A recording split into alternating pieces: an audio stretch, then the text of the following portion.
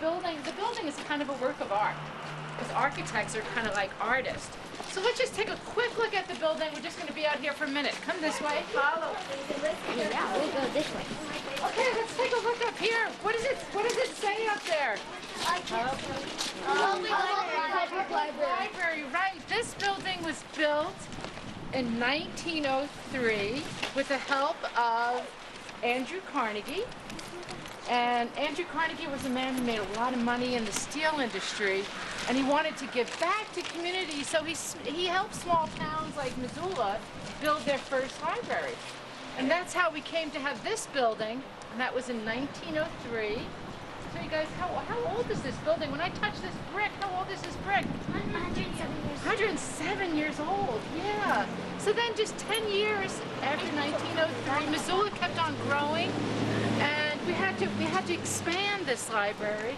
So another architect built a second story. Do you see up there?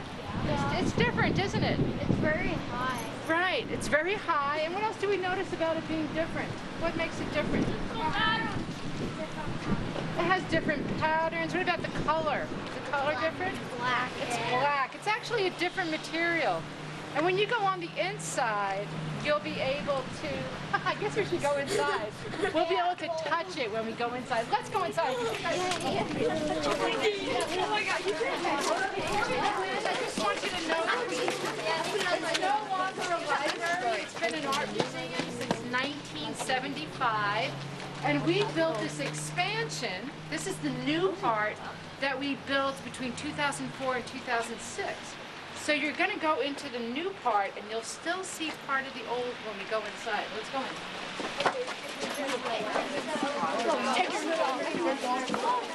There's a couple kids taller than me. As I mentioned, this building that we see here, this is the exterior of the old building. And the architect who built this addition used to come to the library when he was young in the 1960s. He would come to this library, and so he had a special feeling about this library, and he didn't want to tear down any of the walls, so he kept the exterior of the old building on the inside of the new building. Isn't that cool? Yeah. Yeah, so that the whole building keeps its integrity. And then he built this really interesting addition.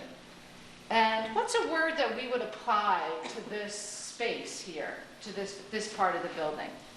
Modern. Modern. Yeah, I think modern's a pretty good word. Anybody else have another word? What do you think?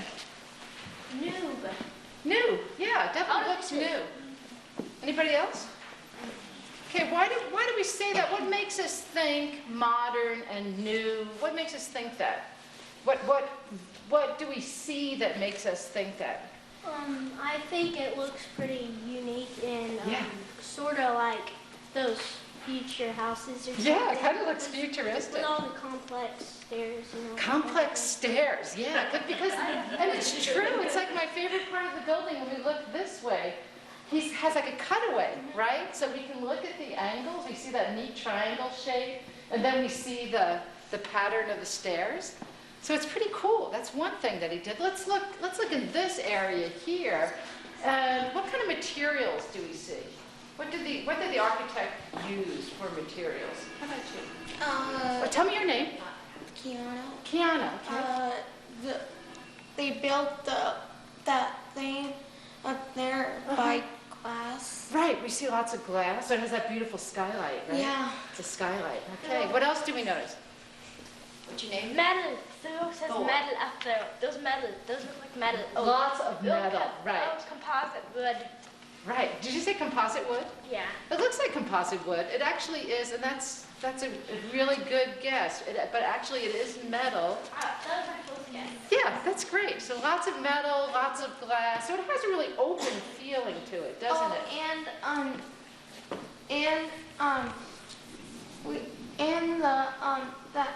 The sticks are made of a tree. It looks like that. You're going to get a closer look. This is a neat sculpture we just hung up here.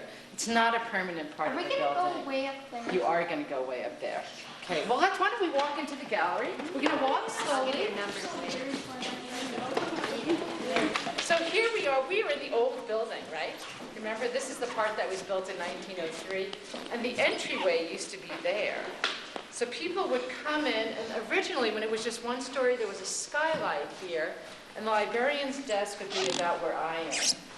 And so you would come in, this was divided into 3 different spaces, and there were actually fireplaces in the corner, in each corner. So you can imagine coming in on a cold winter day and being able to get cozy with a book by the fireplaces, right?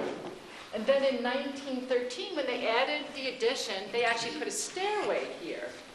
And so it was changed a little bit. These pillars are part of the original building.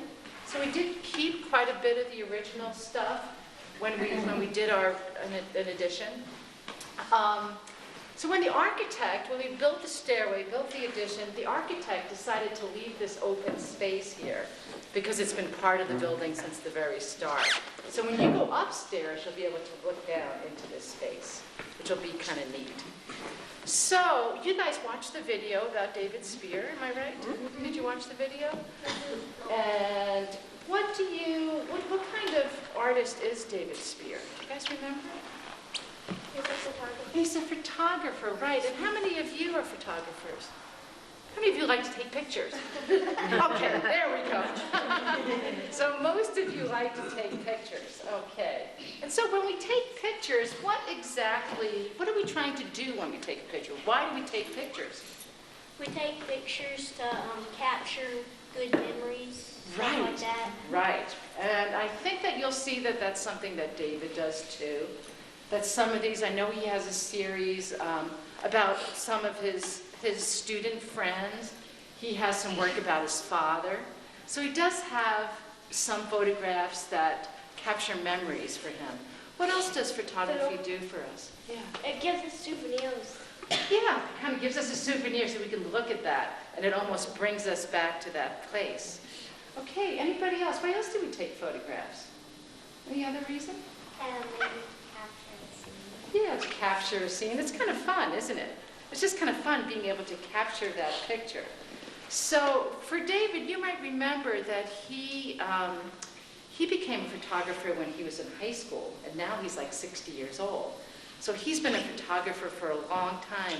And do you remember why he decided to pick up a camera and take pictures? He just mentioned it briefly in the video. That he wasn't like a really good artist. Right. He wasn't able to draw, and he really wanted to get a good grade in art.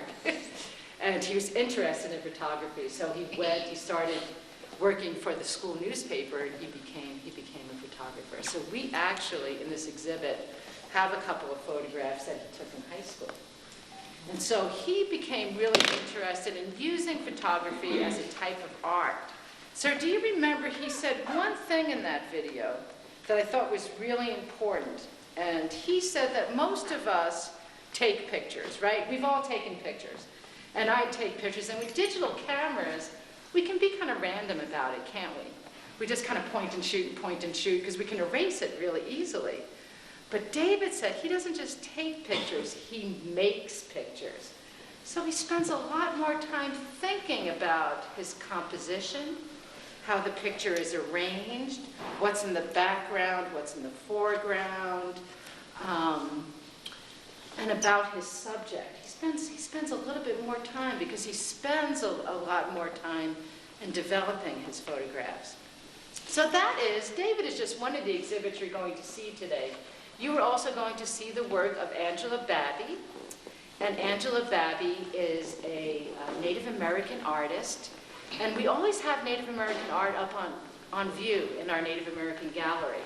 So her work will be on display, and she works with a very special material. She creates portraits and landscapes and pictures of some of her favorite objects, but she doesn't use paint or pencil or photography. She uses glass. So that's going to be a pretty neat exhibit. And we also have several painting exhibits that you'll get a chance to see. One is completely abstract. It's beautiful arrangements of colors and lines and shapes. And the other art is very symbolic. So you're going to look at 4 different types of art, at least today, in the art museum. Okay? So you'll have a pretty good experience. So before I turn the bench over to Jean Belangi-Nye, who's one of our volunteers here, who's going to lead you through the museum, I want to make sure that your teacher has gone over some of the directions and the rules for being in an art museum. What's one of the main things that we ask that you do not do in the art museum? Don't touch anything. Right. And why is that? Do we do that just because we're kind of mean? No, why do we say that? Right. We don't want to hurt the artwork or hurt ourselves. And if we touch it, and if we have natural oils on our hands, so even though our hands are clean, we might leave a mark on the artwork, and then it would kind of ruin the experience for other people, okay? Also, sometimes the artwork can be sharp. You can hurt yourself, or you can damage it in other ways. Okay, other rules. Do you have any ideas? Don't hit it or else the glass will break. Right, right. So we want to kind of keep a little bit of distance from the artwork. It helps us look at it. How about the way we move through the art museum? Do you have any ideas about that? Don't just find those things because you can fall down and kill yourself. Right, we're not going to jump from the second story to the first story. Rule number 1, no jumping off the ledges. But we also I do want you to stay together in your groups, okay? And no running, because I know you get kind of excited and you might start running down the stairs, and that's mostly so you don't trip and hurt yourself, okay? And how about the way we use our voices in the art museum? Do you have any ideas about that? Well, do not speak loud. Speak in not the voice I'm speaking in right now. That's perfect. That's perfect. Yeah, good classroom voice. I'm going to ask that you raise your hands too. Okay, and that's just so we can really listen to each other. I do want you to talk about what you're seeing, because that's how we come to understand what we're looking at, okay? Is we have discussion about it. So, and there's no right or wrong answer when looking at art. We all bring our own stories to the artwork, and we all see different things. And by talking about it, we can come to an understanding about it, okay? Okay, one more thing? One more thing. Yeah. Always pay attention to you. Okay, that sounds great. And We'll you. pay attention to the adults. I want to introduce the other volunteers. Here's Jean. Oh, there's Linda way over there. And here's Jackie. And these are our docents, which means they're teachers, or we can call them art guides. And they are here. They're volunteering, and they are here to show you around. So, Jean, do you want to take over? Sure. So you guys have a great day today. Thank you very much. So how many of you have cameras? And how many of you have a camera that looks like this? So how do I use this camera? Well, I open it up and I guess I point it that way, right? No. How do I do this? Yeah. You push the camera button. Oh, there's a camera button on here and I push it and it takes, push the camera. and pushes and it takes a picture. And then you get a teeny tiny little picture when you print it out that's about that big. And as we go through the gallery, when you go down to your classes downstairs, all those pictures along the wall and all the pictures in the lobby were done with digital photographs like this. Okay? So we've gone from a camera like this 200 years ago. That was bigger. This one isn't that old. This is a newer one. To a camera like this. So what do we do with this camera? And why do we have this black scarf? Yeah, great. Say Briar. To get the light. Okay, we use it to get the light. And also, you keep the blanket on there so the camera doesn't get dirty. Okay. Did you know that light ruins undeveloped photographs? Right, so the light's going to direct the photograph, the film, if I don't cover it up. So if I'm a photographer and I'm using an old camera like this is how I view it. And everybody's upside down. And that's because of the lens. And we're not going to get into the physics of lenses. So I always do it like this, okay? And that's really, really, really important. And then when I get done with my picture, what do I have? When I take my picture, I know my picture's here on this camera. What am I going to have? A blank screen. A blank screen, okay? Anybody else have an idea? A was like a black piece of paper, then after a while it started to print out a picture or something. I mean something like this? Yeah. What's this called? Anybody know what this is? Yeah. A negative. This is a negative. This is a 4x5 negative that comes out of a camera this size. This is a negative that comes out of a camera this size. But there's a little difference between these two negatives. And notice that when I hold negatives, I hold them by the edges like this. And the reason is because we've got, even though my hands are really dry, there's oil on my hands. In fact, when I handle photographs, like David's photographs and other people's photographs and my photographs, I always handle them with white gloves because I don't want fingerprints on them. So I'm going to pass these around. But what's this? Yeah. Memory card. It's a memory card. This memory card has about 32 pictures on it. I have a memory card at home that holds 1,000 pictures. This camera takes 36. This camera takes 1. So I have to load all of my developer or negative cards, trays, that way. So pass these around. I think you've all probably seen. And when you look at that color one, hold it up to the light and notice it doesn't quite look like color. Now, I said that this was the kind of camera we used about 200 years ago. But how long have we been able to take pictures? Yeah, in the back, red. Thor. We've been able to take pictures for as long as humans live. We were able to draw them. Right, we've been able to draw them, but the first camera was called a camera obscura, and it's been around for about since the Romans used it. And it would be like a big window over there in a dark room. So those are kind of cool. But the more modern cameras are like this. Now, if you have a great-grandparent or a great-great-grandparent, this is the kind of camera they used. And what we had to do, and I'm going to pass it around, be really careful, is you look through here and took your picture, or you look through here, and there's a piece of tape on this, so don't take it off. What happened is Kodak would ship this out to you with the film in it, and then you'd ship it back to Kodak, and they'd process it. And if you were really, really lucky, you know what happened? You might have somebody in the area who had a dark room, and you could take it down there. But can you imagine having to wait 2 weeks to get your camera back? So this is an older camera, and then they made it so that you didn't have to remove your film. Then your great-grandparents and your grandparents used a camera like this. Now I had a real problem with this camera because I was trying to figure out how it opened. And I kept playing with the back and playing with the sides and all sorts of things. And then I discovered this.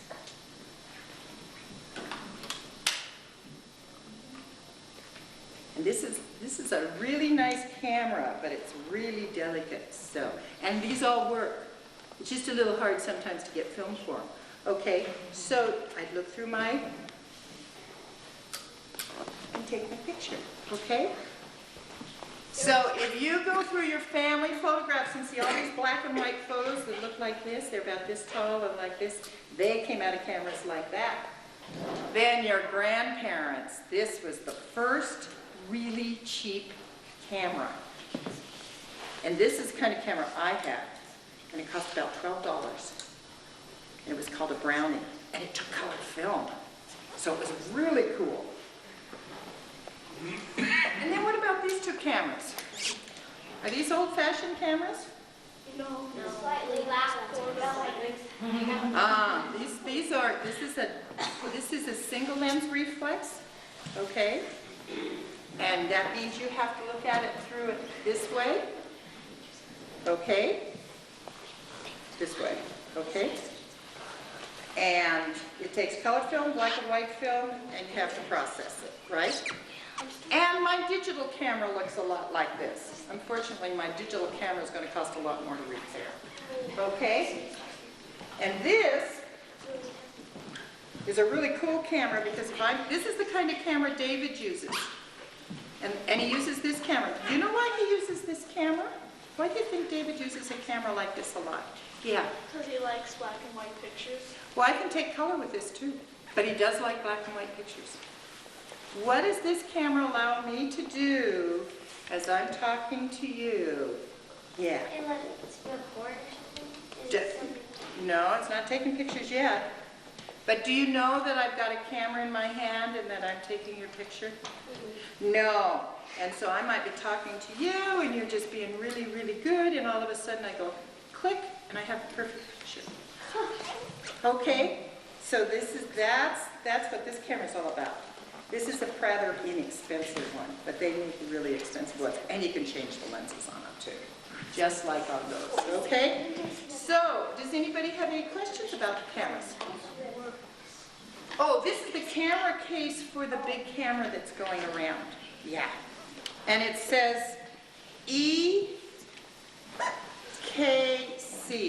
What does EKC mean?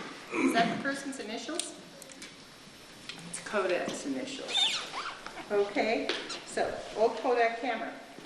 So what we're going to do today is we're going to split into 3 groups, okay? And by the way, Renee didn't tell you this, but you know when I was in high school and we used to come to this old library, this is where we all met guys. Upstairs and meet guys, okay? In the library? In the library. Because it was the one place we could go without getting in trouble other than cruising the drag. Okay? So there were always people meeting people in the library. Okay, so that was the excuse during the middle of the week. And it was a beautiful building. It was a beautiful library, yeah, just small.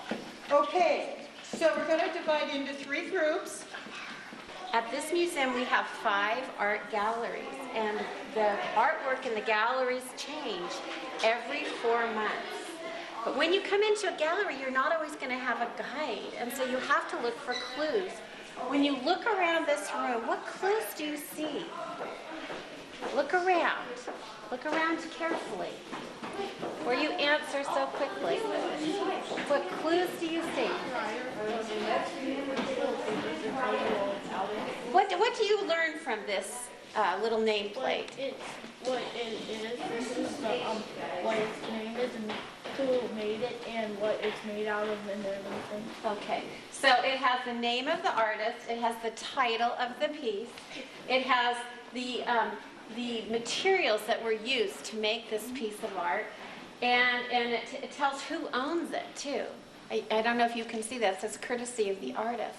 Okay, what else do you find when you look around? What clues? Yes? You also see a lot of crosses here. You see a lot of crosses. So when you're looking at this artwork, you see a lot of crosses. Okay, where do you see the crosses? On every painting, there's a cross. Not Okay. on every square. What color is the cross in this painting? Green. Green. That's a cross and the green one. And what about here at the end?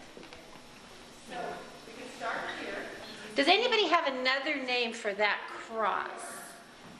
Does it look like something else? Yes. And Brittany, it looks like a propeller. Like a what? Propeller. Propeller. So Brittany thinks it looks like a propeller. Any other ideas?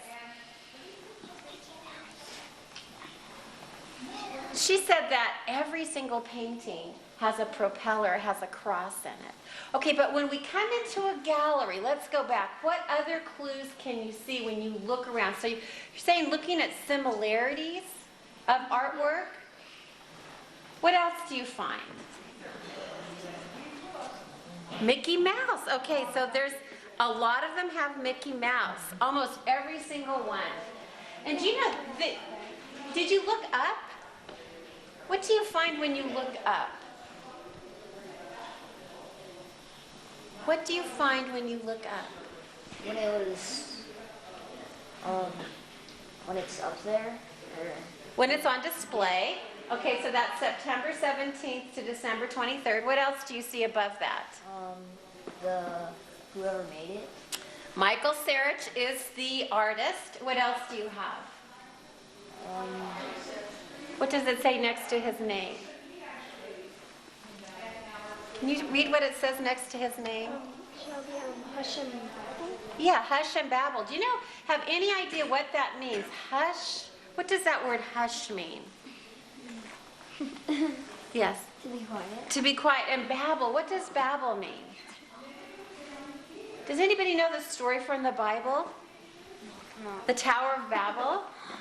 Do you know that? I've heard that. Talking. Yeah, confused speech, right? Confused speech, lots of different languages. So Michael Sarich has the title of his artwork as Hush and Babble, so that's quiet and then just loud. And so when you look through here, through the gallery, what do you see that's quiet? Do you see anything that's quiet in here? Yes. Well, I think that like none of the paintings are like really moving, and a lot of the stuff that probably aren't moving or something. I don't know. Okay, so there's not a lot of movement. All right, what else is quiet to you? Is there anything else that's quiet? There's not much that's quiet in here, is there? No. Okay, Babel, what is kind of screaming at you and confusing? Yes. When there's like a lot of detail, there's a lot of color. Yes, detail and color. What else? Yes. The devil. Okay, so there's a lot of images from his childhood, it turns out. And he calls these puppets. There's a puppet on the other side. Come on over here as well. Each one is called a puppet. And if we want to get a clue about the puppet, remember we can read the nameplate. What is the name of this puppet? This sculpture? Yes. Keeper. How do you make sense of the name Keeper when you look at this piece of art? Yes. Because like if you have a big fish, then sometimes people call it a keeper. Yes. They feel proud and they want to have it. Hold on to it, don't they? It's a keeper. Yes. What else? What else do you see when you look at this sculpture, Keeper? Yes. There's a lot of stuff that like what you fish with, or What do you see that you fish with here? What do you see? just the worms and Worms? And where do you see the worms? like on the fish's mouth. Okay, they're hanging. There's one on the left and one on the right. Yes. You also see a lot of bottom. Little bobbers, yeah. Yeah, so that's part of fishing. What else do you see that's along this fishing theme? What do you see back there? I see a hook hanging from the fish's mouth. A hook hanging from the fish's mouth. Like right here? Right here and right here? Okay, good eyes. Yeah, what else do you see? Well, there's a little thing hanging from the fish's head. The fish's head. I meant the worm's head. The worm's head. This? Yeah. This. Oh, isn't it interesting? And you know, when you come into a gallery, how the art is displayed is important as well. Do you notice that this panel is hanging? Do you notice that these worms are hanging and these little lures, is it a lure, is hanging? A bobber? Okay. It's hanging as well. And did you notice that on the other side, the little hearts were hanging on there? So interesting. So there is a bit of movement. It's not so static. It's so fascinating. And did you see this fish that goes from top to bottom? If you look at this, what do you see about the skill that the artist used to put this together? What do you see? Wood shop. He used wood shop. Do you think he was very careful in his painting and the way he mitered the corners? Yeah. Yeah, how can you tell that he was very careful? He didn't get anywhere else besides on that. Uh-huh. Yeah. So he painted very carefully. He hammered very carefully. This is something he thought about. Now, Michael Sarich is actually an art professor in Nevada, in Reno, at the University of Nevada in Reno. And he actually is disabled. So he's a teacher and he also is an artist. And he spends 6 hours a day working on his art. This all belongs to him. It all says courtesy of the artist, unlike other galleries that are owned by private collectors. And he has a lot to express. Let's go up the stairs and we'll stop in front of these masks. And then I want to ask you what you see. So let's go up the stairs, around this panel, up the stairs, and stop in front of the masks. Aren't they crazy? He's so creative. I'm glad I get to come. I love it. What's that? I love art. You do? Oh, yeah. Are you an artist?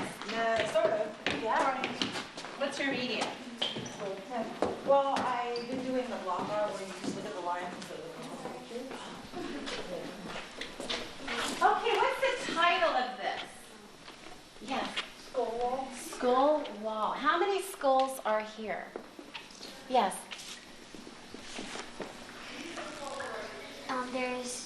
There's 32. 32. We have 32 skulls on this wall. When you look at a mask, they're kind of masks. Do you know what Dia de los Muertos is? Do you know what that is? Dia de los Muertos? Day of the Dead. Have you ever heard of Day of the Dead? Yes. Okay, when is that? It's in Halloween. Right after Halloween, yeah, right after Halloween.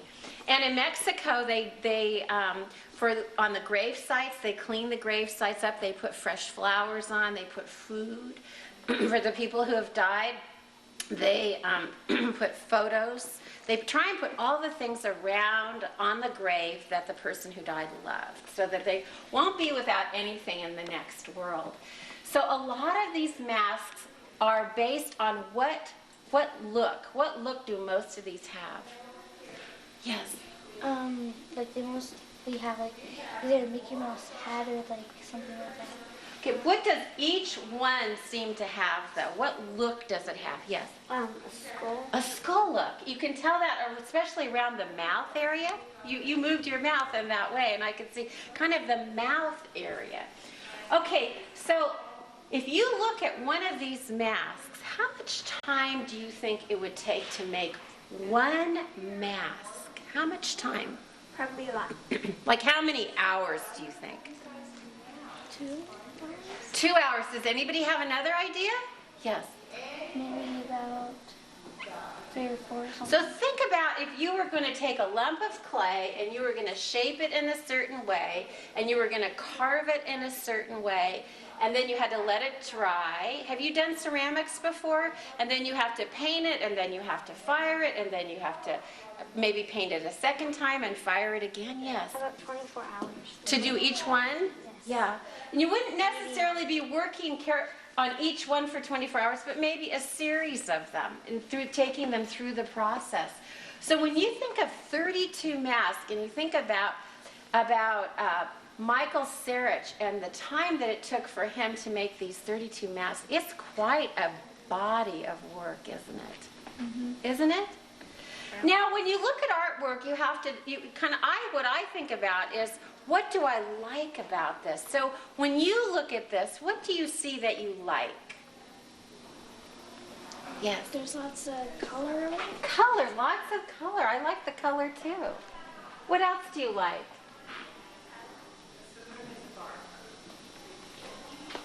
Yes. It has a lot of Mickey Mouses. A lot of Mickey Mouses. Now, see, isn't that amazing that he has Mickey Mouse, which the world thinks about America with Mickey Mouse. Do you know that? And how many Mickey Mouses do you see here?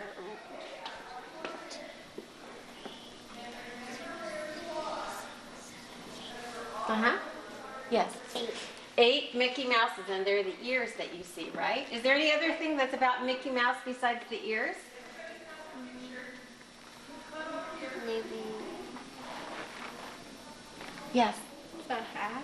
The hat, maybe? Yeah, maybe a hat. So, is there anything else you can think of that you really like about this display of masks? Yes. I like the bunny rabbit. The bunny rabbit. Where do you see the bunny rabbit? Right here. And what happened to this part? Yes. It was probably smashed or run over by. Yeah. So there's really a lot to think of when you look at these masks, isn't it true? Mm-hmm. Yeah, a lot. Okay, so then you can appreciate that this artist spent a lot of time making this art. And he had a theme. It was hush and babble, right? Mm-hmm. The things that are going to be quiet, maybe like death, and the things that are going to be really loud, like what you see in our society, like the bunny rabbit and like the ears. And you can see that each face is different. The faces aren't the same, are they? So he's really a creative guy. All right, let's turn around and look at this puppet behind here. What do you see here? What do you see? What do you see? Like, just, it's the same shape as like the other ones, just different designs and stuff inside of them. Okay, so you see the similar shape. What else do you see that's similar?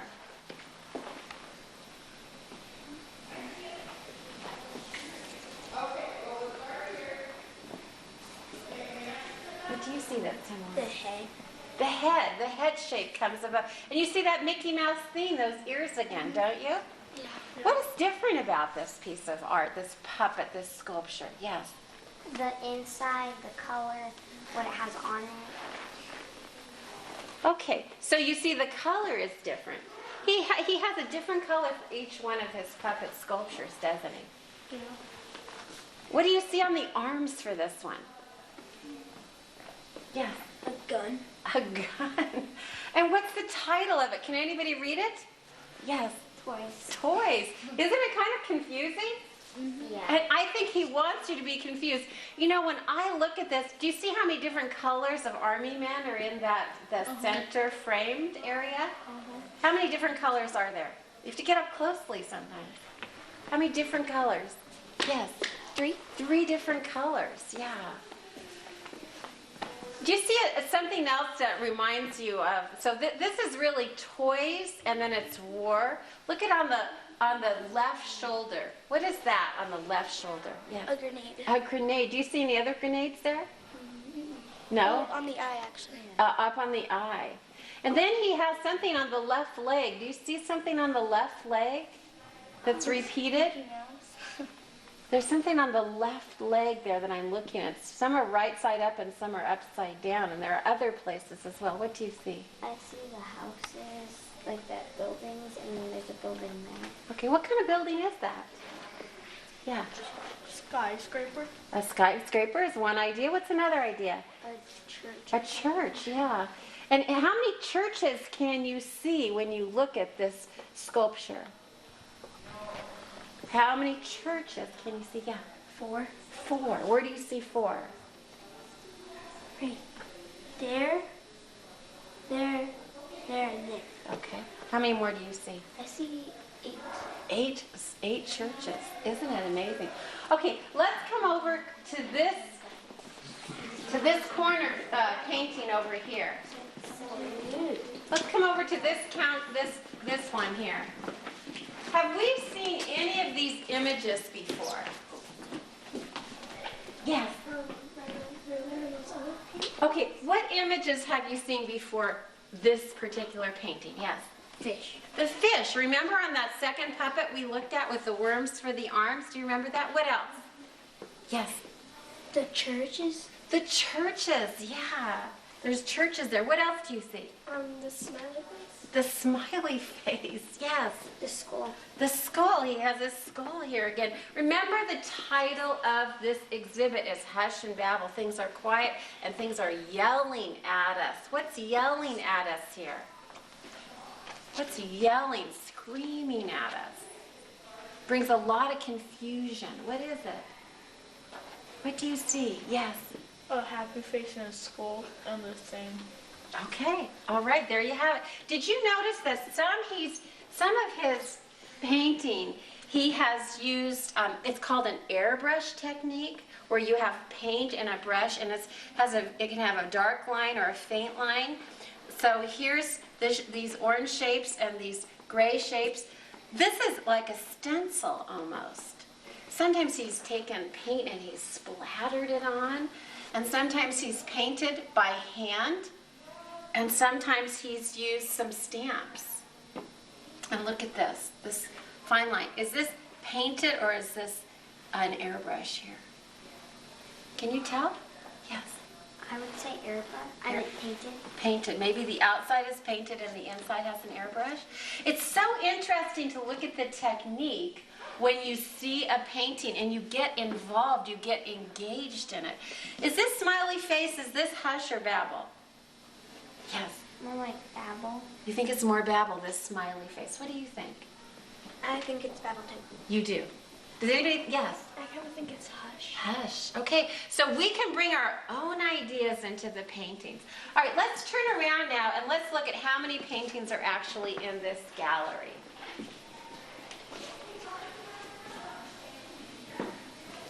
Yes? 5. 5. Okay, and there's one actually on the outside. We can't see it from here, but there's one actually on the outside. When I look at this centerpiece, someone said it was like a cross and someone said like a propeller. And do you think of a sound when you think of a propeller? Yes. Kind of like the sound when a boat makes when it starts. Yeah, is that a loud sound or a quiet sound? Loud. Loud. What else could it be? A babble sound. It could be a noisy sound. Could it be a hush sound? Yeah. When you think of a fan in your room, maybe that helps you go to sleep at night, it's called a white noise. That could be that, yes. What do you think? That's me. It drowns out all the other noises like ticking of clocks and cars driving by. Yes, yes.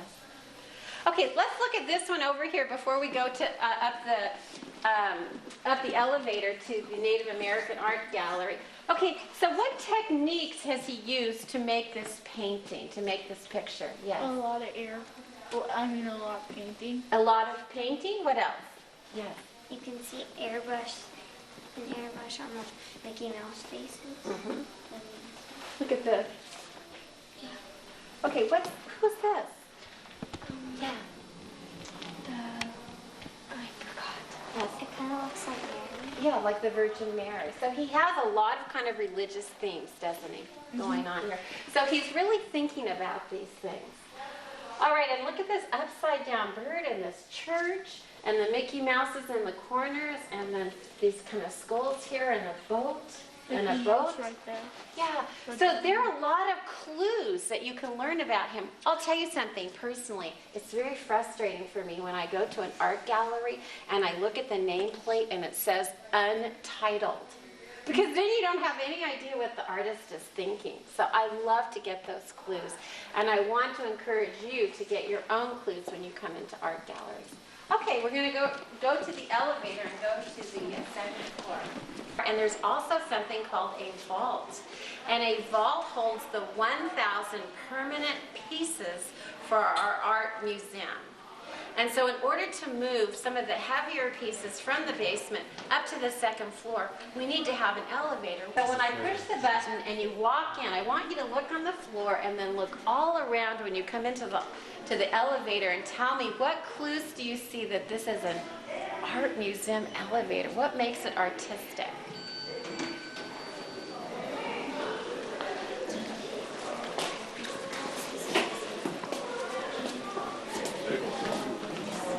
It's a big one. So we had an artist by the name of Jay Labor who made a huge life-size piece of art. It was a horse, and it fit in this elevator by 1/2 of an inch. Oh my. And you know, you could not carry that up the stairs, could you? No, you couldn't. Okay, what makes this such an artistic elevator? Yes. It's like most elevators aren't, like this one's pure metal and it's all around. Uh-huh. What else? It's not usually this big. This big, so it's a big elevator. Yeah, what else? Huh? That there's usually like sometimes carpet on the ground, not tile or something. Yeah, and did you notice this is the same tile as when we were outside, so that's a nice transition. Did you look up? What do you see when you look up? Myself. So it's a shiny mirrored surface, but then there's something that's my favorite part of the whole elevator. What do you see when you look up? Yes. Like either all the lights reflecting on the walls or like the reflection or something. Yeah. What kind of shape is that? Yes. It's all curvy. A curvy, like what? Waves. Like waves, or like Sand dunes. sand dunes, or like Hills or mountains. hills or mountains. There you have it. All right, before we move into the gallery, I want to show you here, it says the Linda M. Frost Contemporary American Indian Art Gallery. So this art gallery is dedicated to Native American contemporary art. Contemporary art means of these times. Look at this. What does that say? No, it's not. It's Indian language. It's an Indian language, and I have no clue how to read that. Do any of you? No. Okay, so I want you to know that this museum is free. And you can come, you can go online, you can call and find out anytime. It would be an incredible gift for you to bring your families back during the Christmas holidays and be the tour guide for your family. And use the same kinds of questions that I've used with you to enhance your understanding and learn from your brothers and your sisters and your parents. Okay, let's come over here into this corner, and what clues do you find about this art gallery? What clues do you find out about this art gallery? What? About this, there's a lot of flowers and bright colors of them. And, yeah. Okay. All right. What clues do you learn? It's probably about the native flowers and when it was all like this. So you're piggybacking on the fact that this is a Native American gallery, and you see these flowers on the cactus, and you think they're connected. Mm-hmm. Yes. What else do you see? What other clues do you get from this gallery? Can you figure out, how do we find out the name of the artist? Where do we see the name of the artist? Yes. Like right on that, like underneath that Mm-hmm. and right under that. And what is the artist's name? Abigail Babby. Angela Babby is the artist, so it's up here. Sometimes we just go around looking at what's in front of us. But Angela Babby is the artist, and the name of her exhibit is Wallacoda. And how do you find out what Wallacoda means? Do you see these paragraphs that are here?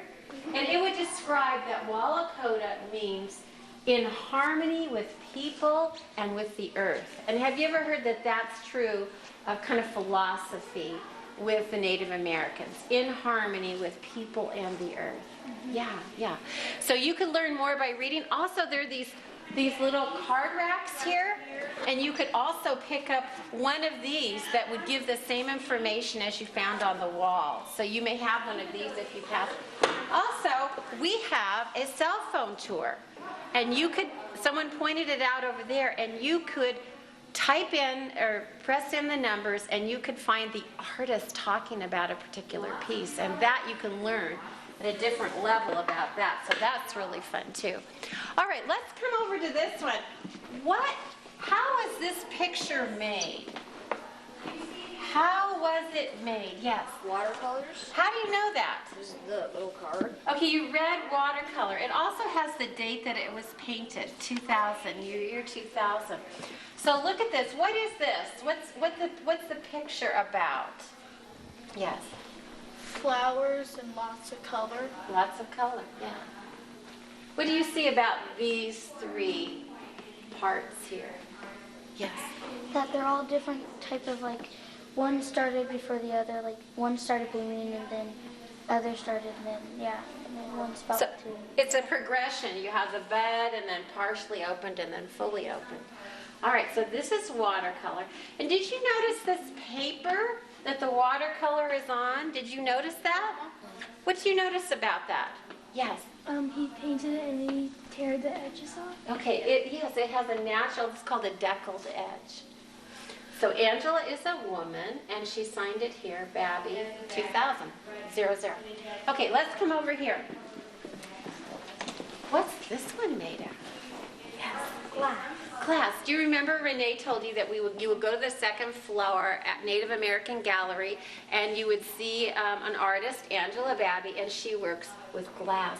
So this is called stained glass. That's her medium. It's called mosaic. So she cuts the pieces.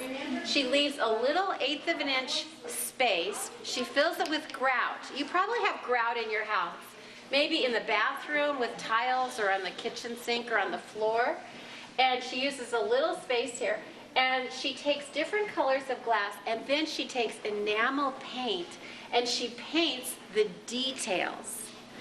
So when I look at this piece right here, just not this part, but this part, is this painted or is that glass? Just this part right here. Yes. Probably glass. Probably glass. Is this painted or is it glass? Painted. You think this light green and dark green is painted. Does anybody else have another idea? Yes. The other way around, or they're both painted. Or they could both be painted, so it's hard to know. Is this painted or is this glass? Yeah. Painted? Probably painted. And so what she has to do is she paints with enamel and she puts it into a kiln, almost like a ceramic kiln. Now, the thing that makes her such an outstanding artist is that she's both good with glass and choosing the right pieces of glass for her picture, and then also the fact that she's a really, really good painter. Remember, we saw this one is painted, and she used her same themes on this one. And so this was painted in 2000, and this one was the enamel and glass mosaic 2008. I love this one. Which one do you like better? Which one? Point to the one you like better. Isn't it interesting? Yes. Okay, let's come over here. This is red zinnia. She did this in 2008 and this one in 2008. This has a lot of painting on it, doesn't it? Can you tell? To define it, to define the lines. Let's come over here. This is kind of an interesting piece of glass here. What do you notice about this particular piece of glass? This particular one. Can you see up close? Can you see what it is up close? This particular piece of, what do you see? It's not all one piece. It's not all one piece? It looks like it's kind of... What do you notice? It's sticking out. It's sticking out. It's thicker than the other pieces. So sometimes we think we have to have a surface just perfect and flat. And she's saying, no, it kind of pops out that way, doesn't it? Yeah. And do you see these little, like, burr-like orange pieces? Is that painted or is that glass? Yes. Painted? Painted, probably painted.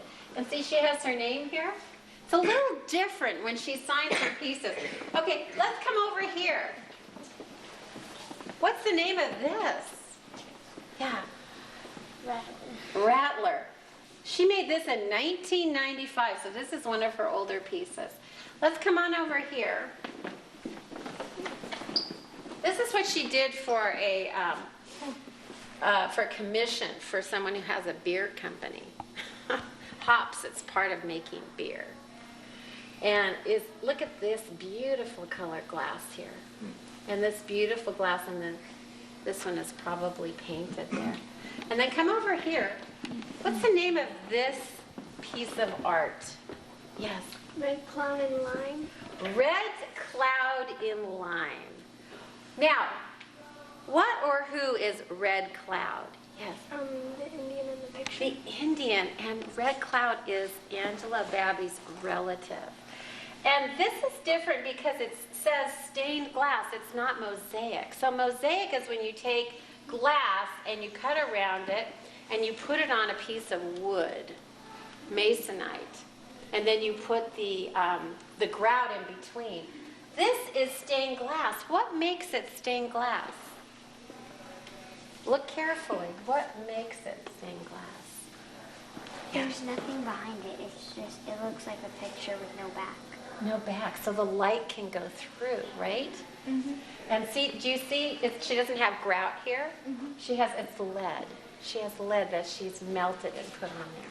Okay, let's come over here. Who's this? Yeah. Wind. Right. And what's the name we can identify here? Woodpecker. Woodpecker. This is woodpecker. Have you ever seen the regalia for Native Americans that have elk teeth on them?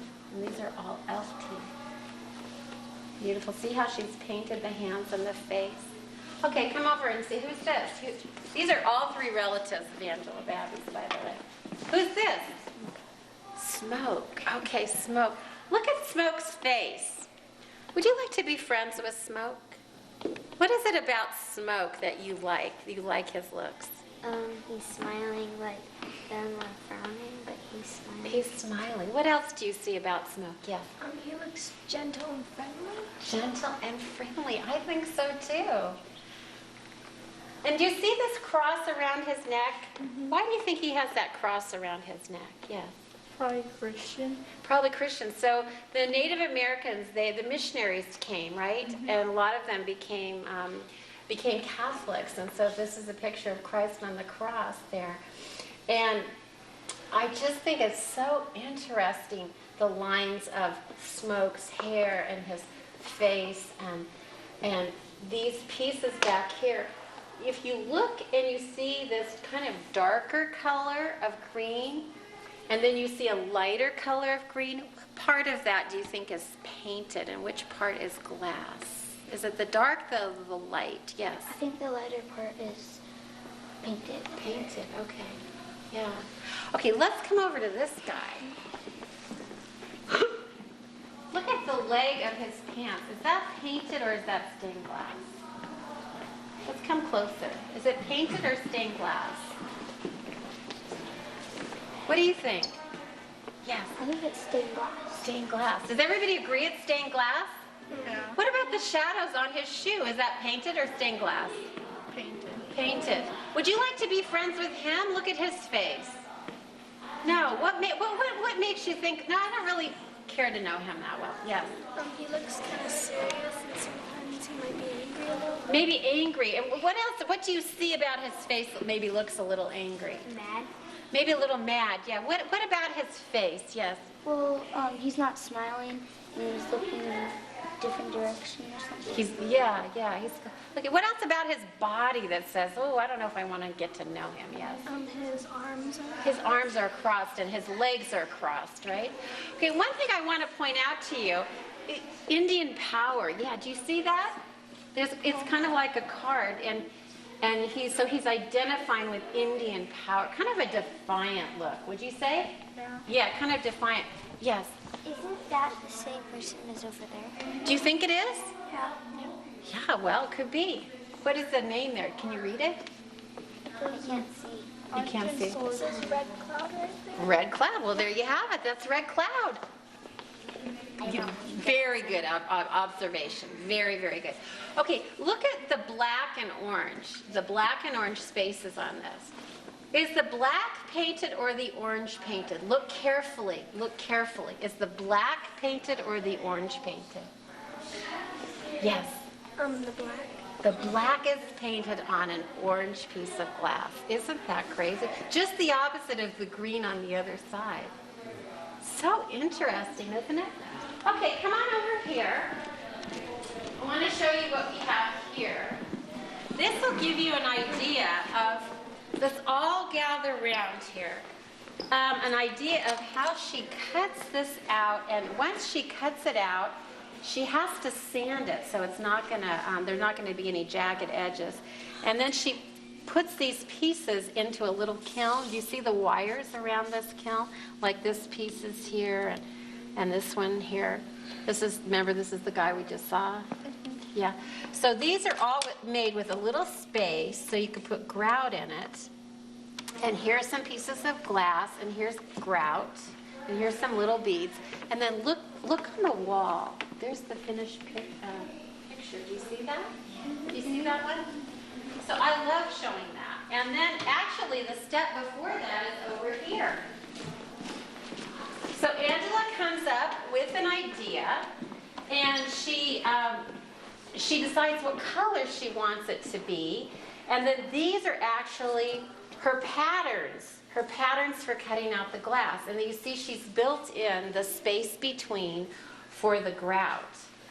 And now, come on over here and look at this. How many different individually cut pieces of glass do you think she has here? I don't really know, but how many do you think? Yes. Maybe it goes to 200 or something. 200, what do you think? 150. 150, what do you think? Since the whole water's a separate piece of glass, it's probably close to 300. Yeah, I'm thinking more. I'm thinking a lot more.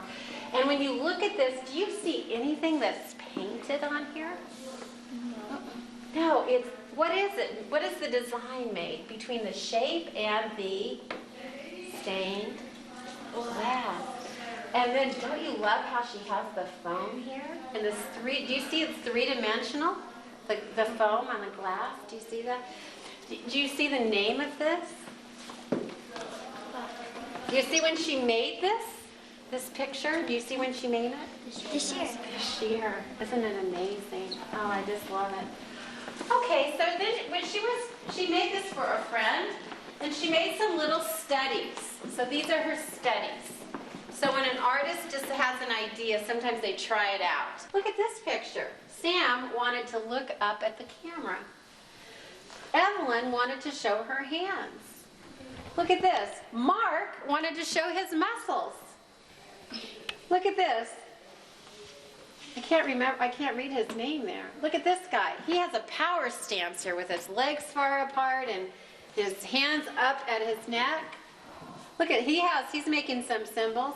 And this guy looks really like very friendly and casual. She looks pretty serious. But what's interesting, choose one of them and read what another person has said about that, the one in the photograph.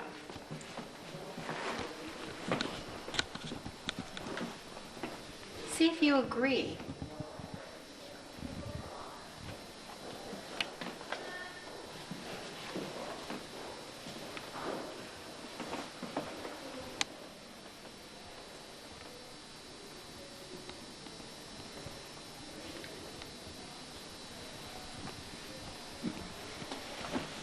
What do you see down there that made you smile so loud? Oh, it's just these old pictures that we had to Polaroid, and it's brings back a lot of good memories. Is it? Mm-hmm. Yeah. Okay. I have one other one I'm going to show you over here. Come on over here. This is the last one, and we're going down for the art exhibit, for our art class. Okay. What country do you think these pictures were taken in? What country? What country? Look carefully. Yes. Maybe in Europe.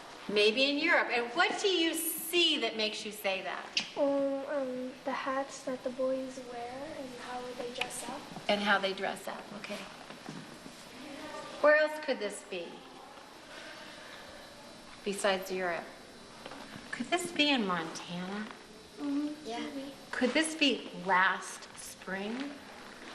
Yeah, if you look in the back The picture. Mennonite. Yes, the Mennonite community. And the kids had just gotten a new swing set and new playground equipment. And they were so happy. And it was a dark gray Montana day. And here they are playing in Montana last spring. Isn't it amazing? Right here. So you can't tell. Some were posing for the picture. Some were, here he's cutting off some heads. And here's this really happy little girl. These guys are kind of smirking. You learn a lot by the positions, and it's a teeter-totter. I mean, when was the last time you were ever on a teeter-totter? Yes? Last year, okay. All right, then one other thing. Look at these kids hanging upside down. This shows the film, and he had a chance to decide the red ones he printed, because it costs a lot of money. You know, with digital, you can just take a bunch, and then you can delete them if you don't want them. But in order to print them, you have to pay for the paper and the chemicals. So he decided which ones that he wanted to print, and he did a good job. Okay, so don't forget, this is called Snippets from the Bright and from the Shade, the camera work of David J. Spear. And I really, really hope that you'll consider bringing your family here for a Christmas present. That would mean a lot to them. Come back. I hope you'll come back. Remember, it's free. All right, we're going to go down to the basement now. I enjoyed being with you today. Thank you. When we have this experience, we want you to be able to do something with your own hands and your own sensitivities with art. So what we're going to do, I want you to think about the exhibit that's right upstairs, the photographer. There was a lot of photography upstairs. And what you're going to have the opportunity to do today is get a picture taken of yourself. And so we have 6 cameras over here. And eventually, I'm going to pair you up somehow. You're going to have to be with one other person. And then you have to tell that person how you want to be expressed. And when it's your turn, and of course we're going to have to take turns because there's 23 or so of you, you're going to be able to take your camera anywhere in the room, and usually we go over on that side of the room, and you notice there's some fabric that you could stand in front of, or whatever you want to do. And I've seen people lay down on the floor. I've seen people sit in chairs, and very often we're standing in front of the fabric. But then you have to think. You tell your partner who's taking a picture of you, how do you want to be taken? Because sometimes you want to have just your head, and sometimes you want your whole body. And you have to kind of think, how do I want to be portrayed and expressed? Do you remember upstairs how there were some words put in with those photographs? If you had time, that would be so great if you could put some words into what you're going to express about yourself. So, each of you has a large piece of paper and a template. Your picture, when it comes out, is going to be close to this size. And so what you're going to do is you're going to say, now you're going to have to start working on this before your picture comes, because it's going to take a while to get these pictures printed. But you're going to make a background. And the way you're going to make a background is, Sue, hold up some of that lovely paper that they're going to be able to use. It's cellophane paper that has different colors and shapes, etc. That's good enough. And what you're going to be doing is, I want you to do this. I want you to use that cellophane paper. But you have to decide where your picture is going to go, how it's going to look, and then what you're going to do. Now, there's a wonderful thing that we have in our room, and they are called China markers. And they're in with your pencils, and I'm going to show them to you. They are kind of thick, and they have these very curious pieces of string. Don't touch the string, because when you pull the string down, the whole pencil comes apart. So what you want to do is, actually, I'm going to take this string up, because if this goes haywire, it's going to get ruined. And this one, too, has a string, which we don't want to touch. But what happens is, when you touch the string and you pull it all the way down, you've ruined the whole thing, and I have to tape them back up. Ignore the string. If you think your China marker isn't working right, hand it to me and find another one that color. I think we only have like 3 or 4 or 5 colors. So those are China markers. You may use colored pencils, regular pencils. Please don't touch anything right now. Just leave it. You know what? We don't need to worry about the China markers right now, but it is, I have to retape this one, because these are so curious. They're so tempting to pull. Now, you may use those markers with the colors of any kind and layer on the paper on top. Always keeping in mind, where is your picture going to be in your print. So when we do all that, that's what you'll be doing while some people are taking pictures and others are coming back and forth. Now, we have 6 cameras. It's important that when you send the camera back to Sue, our assistant, you only have 1 picture of yourself on the camera. I want to ask, who here has taken pictures with a digital camera? Anybody who's taken a picture? All of you have. Oh, great. Because what you can do with a digital, you can zoom it up, so if you do just want your face or your chest, that's fine. Or if you want to come back, so you already can figure that out. And when you receive your camera, we're going to show you, every camera is a little different with the buttons and all. Then, what if you make a mistake? You can take another picture. But when you send it back, we want only 1 picture of you. So I'm hoping some of the adults here are also familiar with this, so we have a big team of people, so that by the time they come back to get printed, there's only 1 picture of each student, okay? The best one that you can take. I think I've told you enough. What you want to do, now say you have an opportunity to write something about yourself. You could write the words just kind of scattered on your picture. You could write lines of words if you could. Think about what is characteristic of who you are, and maybe that can get expressed on your picture. When the pictures are all done, I'll ring our little bell, and I'll say what we're going to do next. So I think it's time to pair up. I'd like this table here. Let's say I'm going to take you, and you will be a pair, okay? And then the rest of you just across from each other be a pair. And I'd like you to go over to Sue, and she's going to give you a camera. And we're going to help figure out how to use those cameras. Yes. Would you please? All right, you two, you can get into partners right now. Could you just get into partners? So go ahead and pick up a camera. The rest of you, we need to get you some cellophane, now that is 4 cameras. So one more pair here. Could you two be a pair? Yeah. Okay. And I need one more. You two, could you be a pair? All right. You get the 6th camera. The rest of us have to start decorating our pictures. No, not yet. No. Jeez.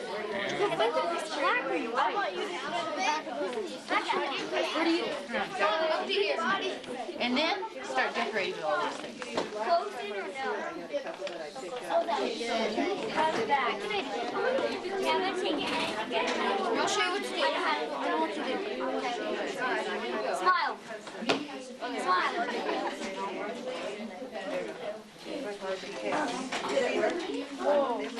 And if you don't see a cellophane color you want, you can walk around the other table. Okay. Close the bottom. After the cards out. Can we take a picture? Just do like up here. Go to the snap. No, like this one. Sideways. Like that. That way? You want the camera like that? Okay, so now you decide what kind of background you want, how you want to, whether you want to sit down, maybe strike a pose, maybe you're a dancer. Do you want head or body? Think on it for a minute, bud. What do you think? You gotta keep close. Oh, that's a good one, thinking. Yeah. I think you should be closer when you get Okay, which you're gonna like this one. Take it. Do you want just your head? Up to here, remember?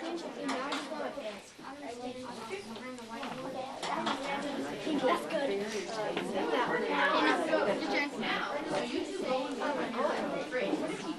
Okay, push it. How do you like wear your face? Like, I don't know. No. I'll give you a camera as soon as it's ready. So, come over here, please. So now, those of you two that are on here, I can save that one back. No, I don't want that one. I want to zoom.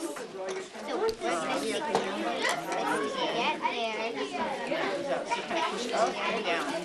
Okay, so you have to tell her how you want to be, how much of you wants to be in the pictures. And then you have to decide where in the room you want China markers.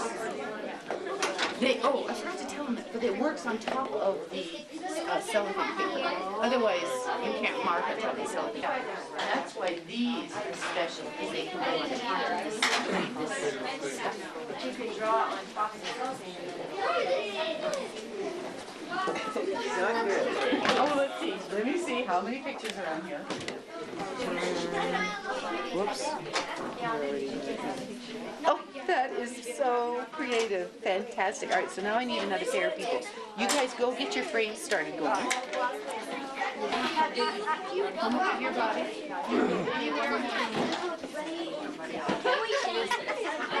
No.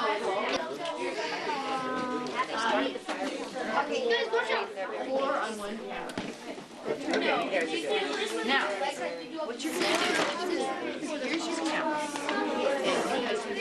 These are great. Look at that. Okay. You know, do your best. You can always take away from that. Right?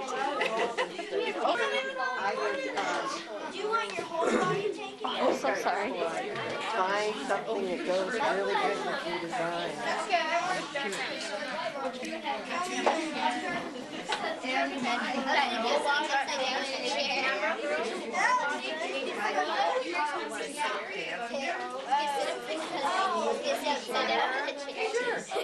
Why not? Do we have to hold it up? Upside down or what? These two girls have it right here. These two girls have not had a chance. Oh, all right. Well, you hold on, keep working, and I'll give this to these. I'm so glad you're keeping track. Okay, here you go. Very clever, very clever, very clever. Come back to it as soon as you're done with it. So come over here, and I'll show you how you do it.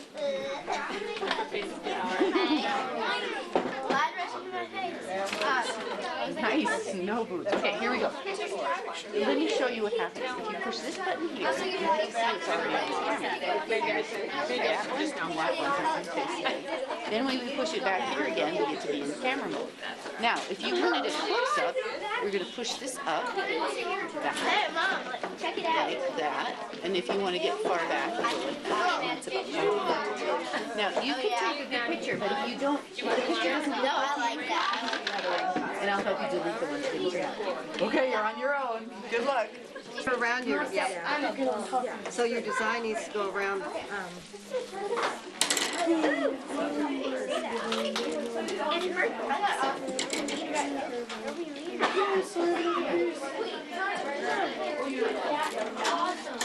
Yeah, mine's like totally. Yeah, good. You get your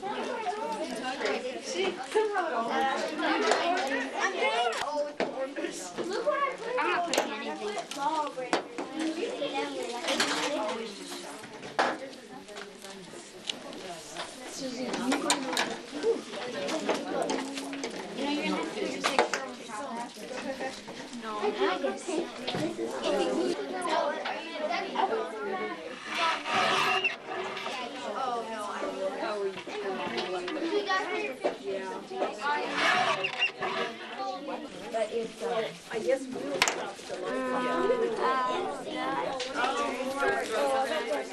Morgan. Our glue stick went out. That is right there. Can I use a glue stick really? Dimension to it.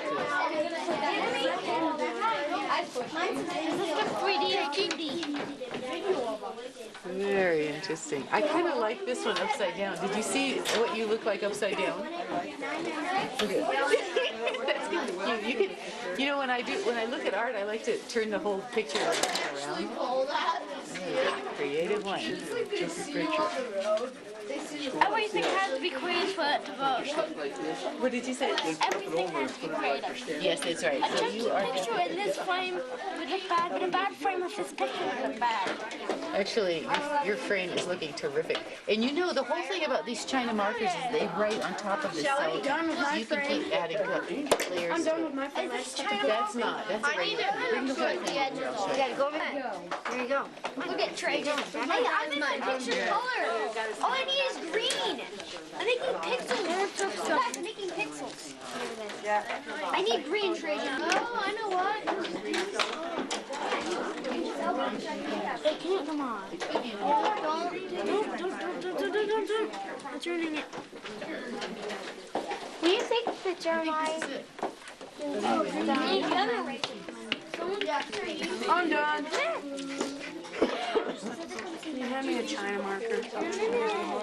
Honey, that sticker peels off the back of that. But I just put glue on it because sometimes it... I put polka dots on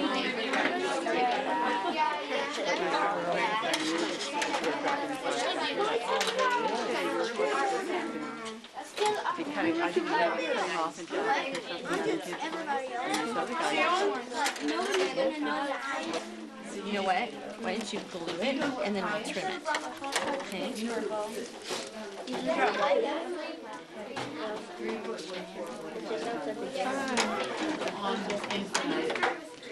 My son, I had it posted on my YouTube. Should I put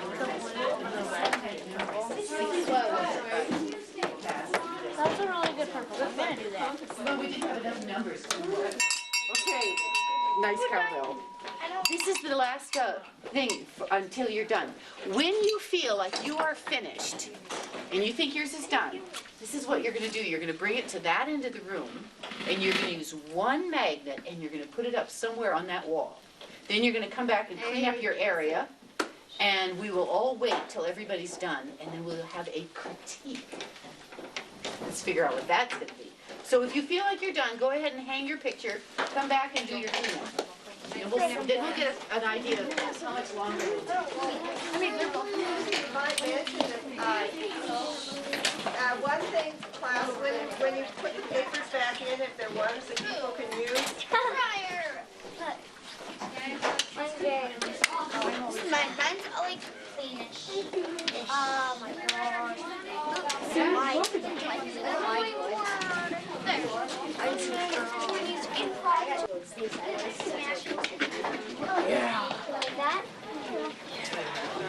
the magnet put Like that, like that. Wait, get another one thing. Here, let's put. Hold on. Like that. Police officer and Where is yours? Here's one for mine. I'm just gonna put this right here. Now, put yours right next to mine. Right there. Perfect. Now as long as nobody touches it. Get another magnet like right here. Okay, boys, let's go sit down. Perfect. We put an arrow Look at Gloves. What a class. Okay, now the whole class, I want you to give me 6 feet here. So push back a little bit. Not only are your pictures fantastic, but the way you've displayed them is marvelous. I like the way you were very thoughtful about where you put them and how you put them. Nice job, French towners. So, we have just done some artwork. Now, does anybody know the word critique? Does anybody know what that means? Do you know what it means? What does it mean? Fancy out. It means what? Fancy out. No, not fancy art. No, it's not fancy out. But you all know the word criticize. Yeah. And you know the word critical. Yeah. All right, and it has that kind of negative connotation, the idea of something's not right. But critique, we use in the field of art. We use it in theater and music and the visual arts. And what we're doing is we're looking at it with a careful eye.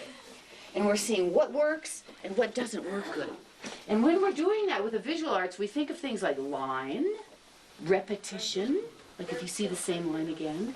We think of color, shape, form. Then we think of emotions. And you know, one of my favorite terms is negative space. That's the space around things. Like if there was a tree, it would be the space in between the branches. And usually, as a viewer, you don't pay attention to the negative space. But if you develop your eye, you'll see that the negative space in a visual art is very important. So we look at this art, and we're looking at a lot of things. Now, one of the things I like to do when we're looking at art is like, all right, let's take this one. This one is right on our eye level. And when your eye looks at this one picture, where does it go to first? One hand, tell me. It goes around on this square. Does it? Okay. Anybody else have anywhere where they want to say yeah? I think it go right on the face area, like That's where my eye goes Yeah, that's where mine goes, immediately. too. Anybody else have another way their eye moves? Yeah? My eye On this one. moves to the face. To the face, yeah. See, now that's pretty important. Now, you take another one. Let's see. Like First mine. one that, Like mine. well, let's take a look at this one. When you look at this picture and this visual art, where does your eye land first? Yeah. My eye lands on the red right there. Mine too. Anybody else have a different way your eye lands? Yeah. My eye lands on the blue. Which blue? See the blues here? Yeah, somewhere right there. Somewhere in here because it's Yeah. so dark. It is. These are competing. But this is brighter, so our eye often goes there. All right, we don't have to talk any more about it, but what I want to tell you is some of these lines are very important. He has a lot of rectangular shapes, and this one has a point. And you know, in classical art, sometimes they mapped out their picture before they even started it mathematically, and 3/5 of the way up would be the horizon line. You know what the horizon line is? Bottom. No, it's where land touches sky. So if you're doing a scene out in the ocean, if you're doing a city scene, it would probably be the tops of buildings. It's wherever land touches, and so they would map it out, and then they would have a shepherd's staff going this way, so your eye goes like that. And then you might have tree branches up here, and your eye kind of travels around. And maybe you have something else that makes your eye move around. And these people in the older days, they worked their pictures carefully before they even started. If there was a picture of some boats, they might say, that boat should really be over here. So I'm going to draw that boat, but I'm going to put it over here. And they would make their picture work. So you all had an innate way, you just inside of you, you knew how your frames are going to be looking. This one brings my attention. Let me hear from somebody who hasn't said anything yet. Tell me something about this one. Who wants to talk about this one? Go ahead. It kind of like, it sort of looks like in the background, it looks like mountains. Oh, yeah. Interesting. Or? it stands out in front of all the other ones because it has brighter colors. It more. That's right. You can tell. You see that one a lot. Well, let's take a look. Now we've got bright yellow and we have layered yellow, which made it even brighter. And we look at all the pictures. I think that might be the only one that layered the yellow in a big area. So that's interesting that it stuck out like that. And Now we're probably not going to talk any more about these, but I wanted to let you know. Did you want to say something? Get out of the way. Oh, look at the triangle. Don't forget the triangles. We're talking about repetition. We're talking about line and how your eye moves. There's a lot to talk about in art. Now, there's one last thing I want to leave you with. You are all artists, and the way you decide to dress is an expression of your art. The way your family keeps your home and your car and your yard, those are all expressions of art.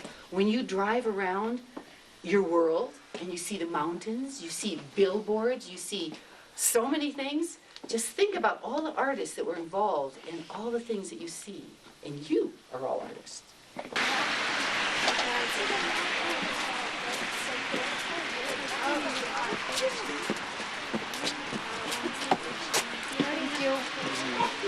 Okay. What school are you guys from? That's what I thought. Okay. So, how was your morning? Did you have a good time at the museum? Yeah. And guess what? What? The art teacher, I'm sorry, the art teacher said that mine was good. Yours was good, your project? Yes, I overlapped the other and made it bright. Nice. So I even find it. That's a cool project you guys did, huh? And somebody added, and Dylan added rectangles. Cool. And they were So, your morning at the museum. Did you guys have a really good time? Yeah. What, had any of you been to the museum before? Yeah. First time for everybody? You been to the museum? That was your first time? Had you been there before? Not that Not that museum. Museum, yeah. Really cool. So, what was your favorite thing about the museum? If there was one thing there that you could take home, what would it be? Go ahead. Some of the pictures of the flowers in the Native American gallery. What was yours? Mine was my picture. Your picture? And you got to take that home, right? I don't. Yes, you do, Thor. Yes, you do, Thor. Mrs. Houston's has it. Yep. Where is Mrs. Houston? What was yours? The glass artwork. All of them? Anybody else have a favorite game?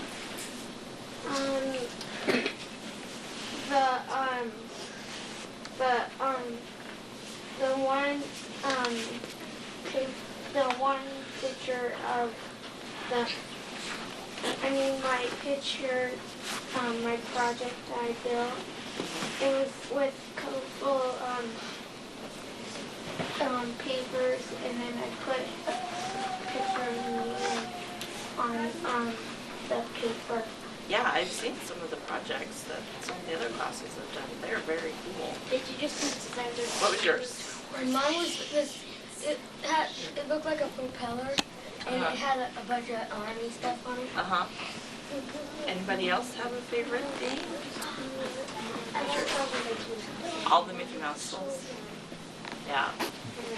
What's yours? There was a Easter bunny one. Easter bunny? I don't remember. It had Easter eggs. Oh. It had a rabbit in Uh-huh. it. What was yours? It was a picture of a snake. A snake? There's two Mickey Mouse throwing grenades at each other, canes and stuff. What was yours? The one where the fish is trapped by the octopus. Oh, that one was cool. Yeah. Anybody else? You spent your morning at the museum, and now you're coming to the library. Why do you think you do all these things, these two seemingly different things in the same day? Because we have field trips. It's a fun field trip to spend your whole day away from school, huh? Yeah. I got one.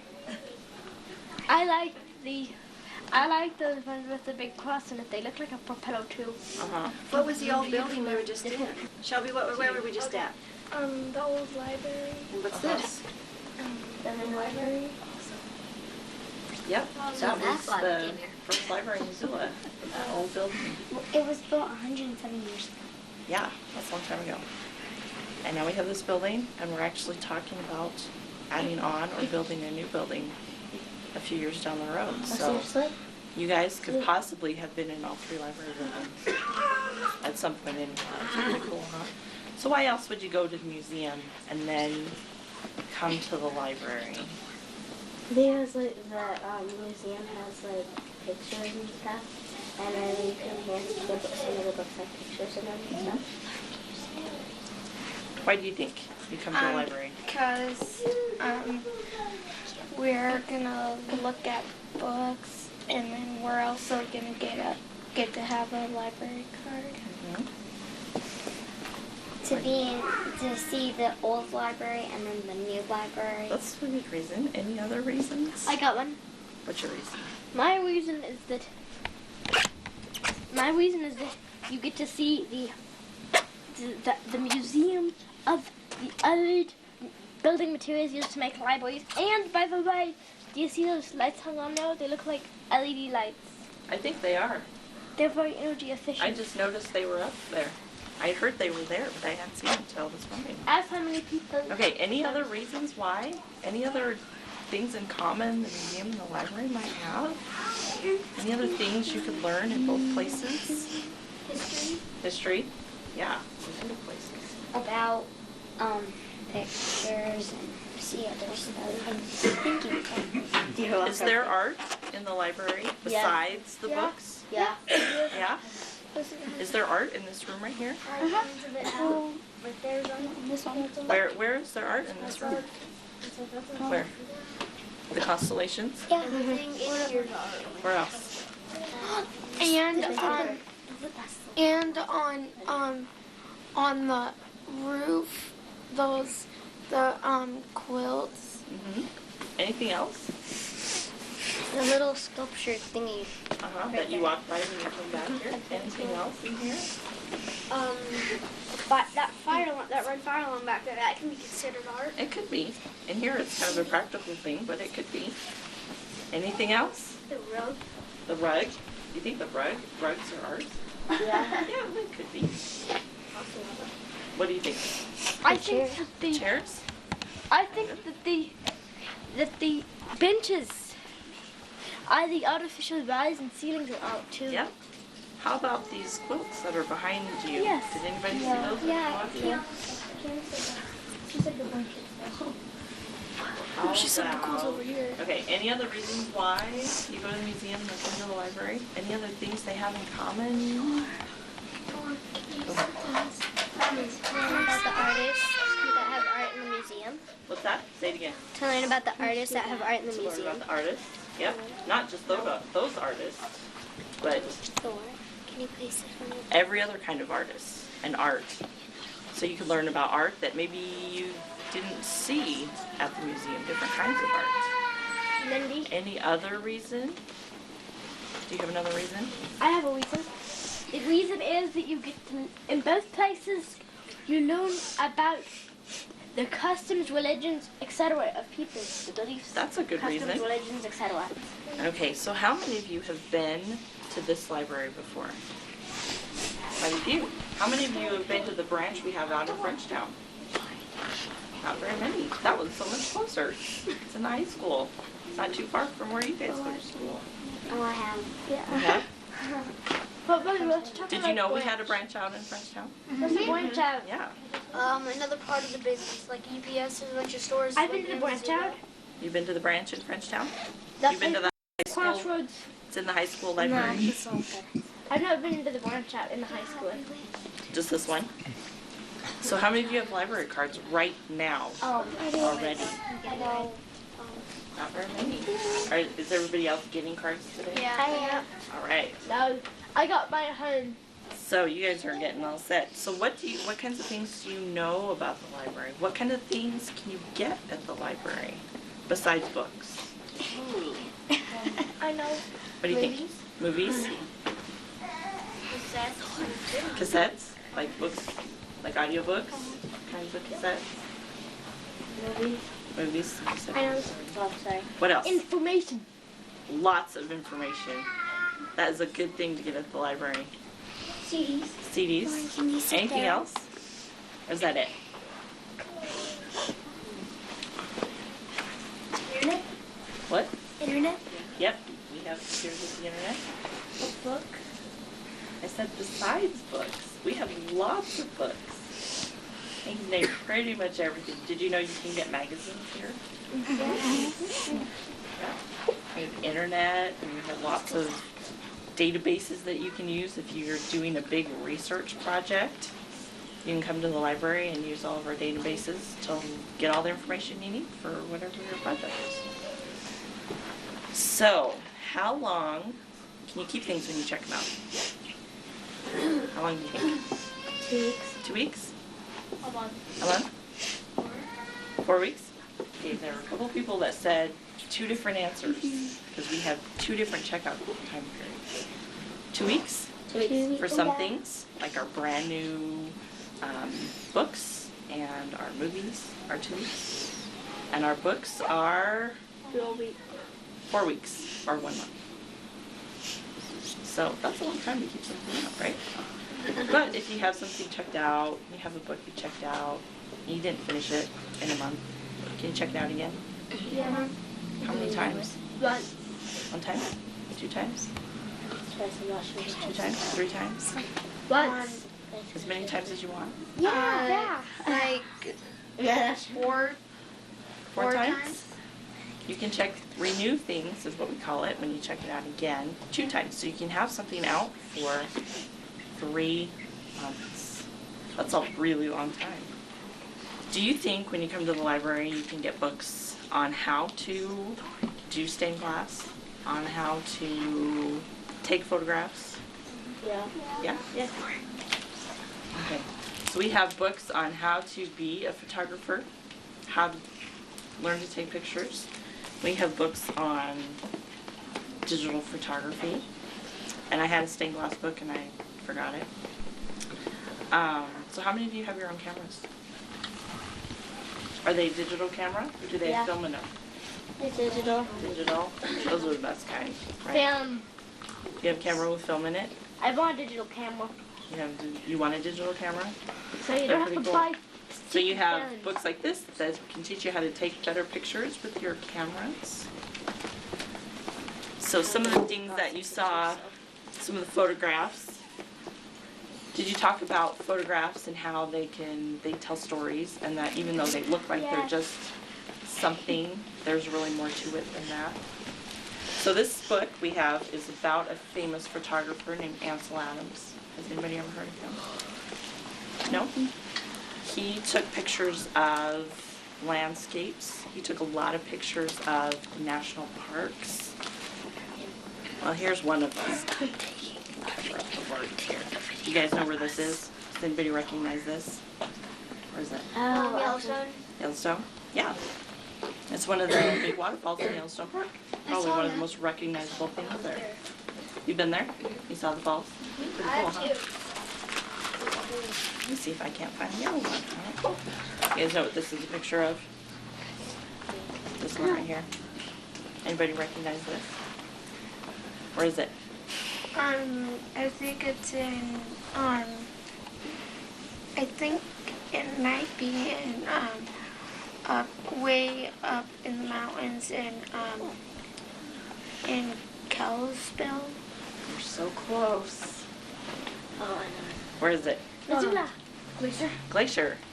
Yep. I've actually seen the exact spot too. I've seen the exact Yeah. spot. If anybody's been to Glacier, this is one of the mountains you see when you go up going to the sunset. Yeah, I was on.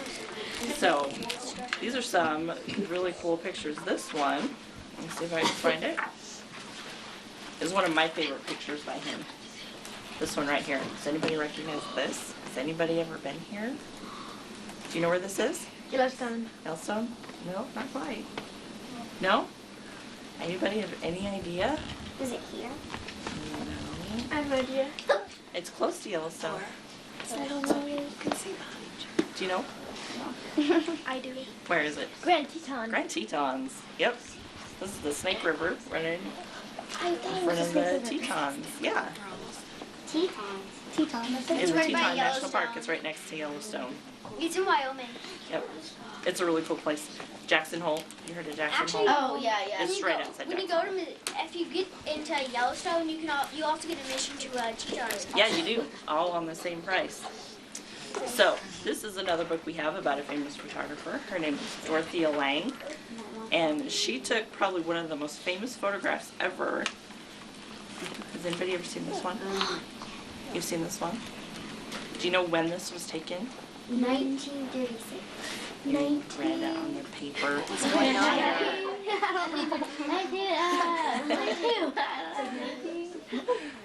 So this was taken in 1936.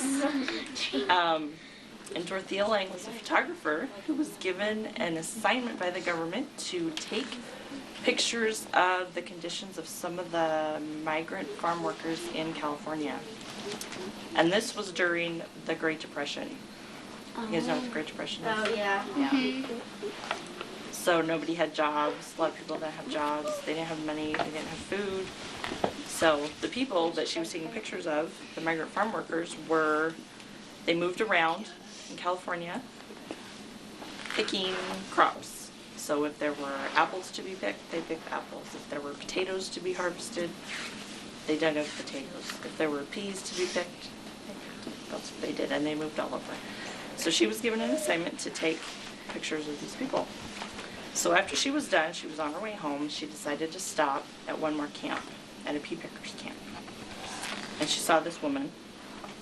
She was the mother of 4 kids. And this, I don't know if you guys can see this, it's kind of small, was where they lived.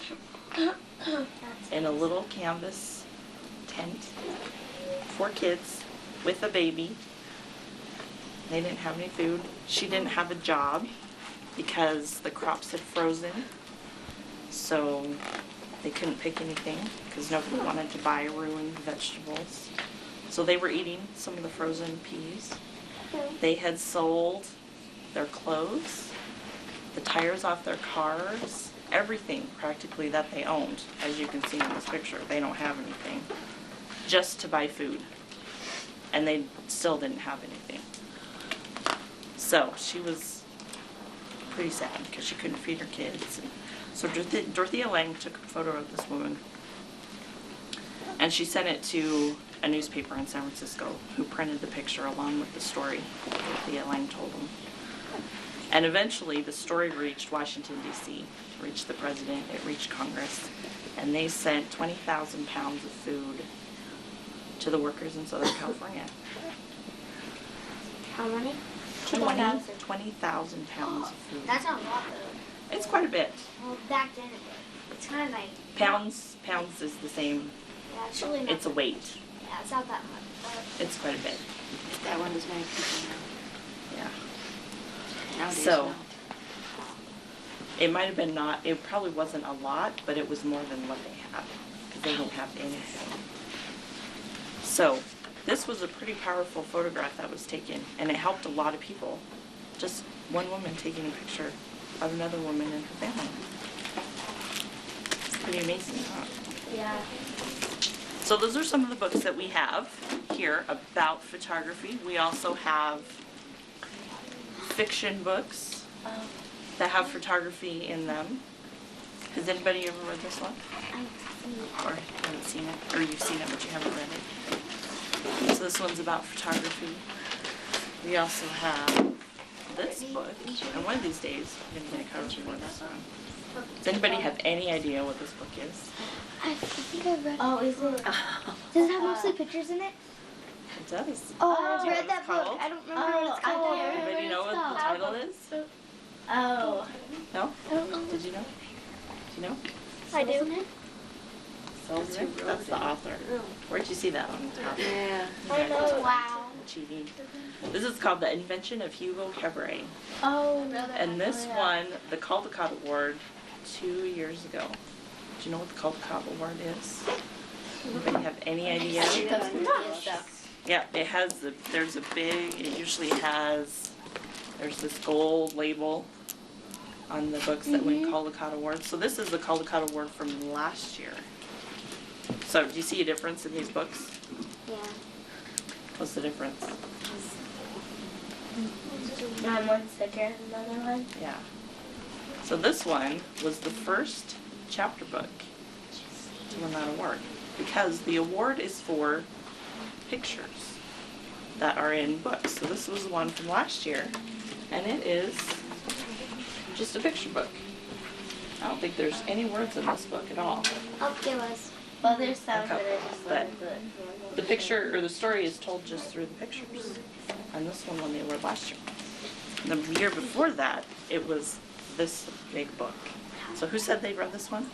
You? Do you remember how long it took you to read it? Like, maybe like 2 a weeks? week and a half or 2 weeks or something. 2 weeks? Of just reading a little bit at a time? Yeah. Yeah, I had a friend that read it that took her about a week or so, a week and a half maybe. It took me 45 minutes to read this book. Because, like somebody said, I forget who said, it's mostly pictures. So this is how the book starts. Do you know what page the words actually start on? You have any idea? On page 1. 1? Well, I'll show you page 1. Can you get there? This is page 1. It's What page? How far? Page 5? What page number? 41. 41. I know.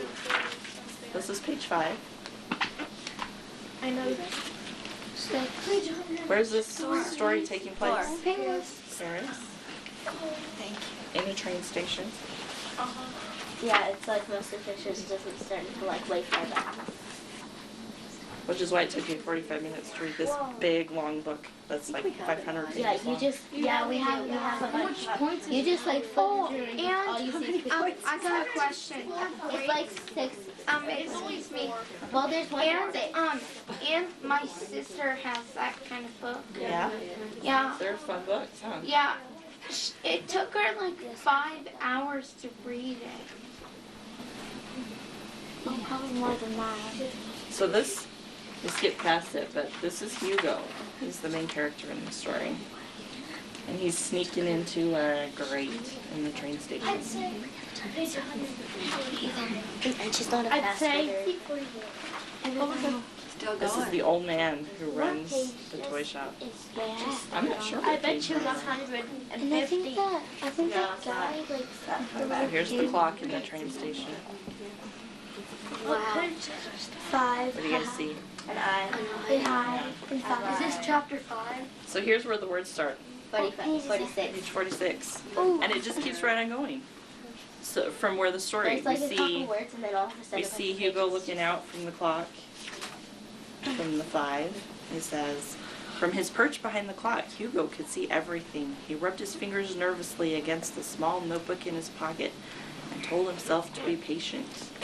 The old man in the toy booth was arguing with the girl. She was about Hugo's age, and he often saw her go into the booth with a book under her arm and disappear behind the counter. And most of the book is pictures. And it tells the story through the pictures. I just And I think saw, we even still have a copy checked in, so you might be able to check it out. If anybody and wants so to. I saw the picture in there of the part of the train. Because it takes place in the train station. Yeah. Yeah. So that's a really fun Yeah. book. Alright, this is another book. This is one of my favorite picture books. It's really fun. I know what. And it won the Caldecott Award a few years ago. I don't remember what year. It's called Flotsam.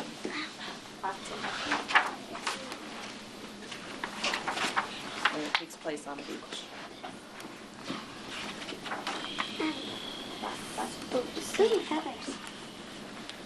It's a bug. I'm gonna It's a crab or something. Some kind of sea creature. Some kind of weird creature. Just a little one though. Yeah, This is a story about this boy.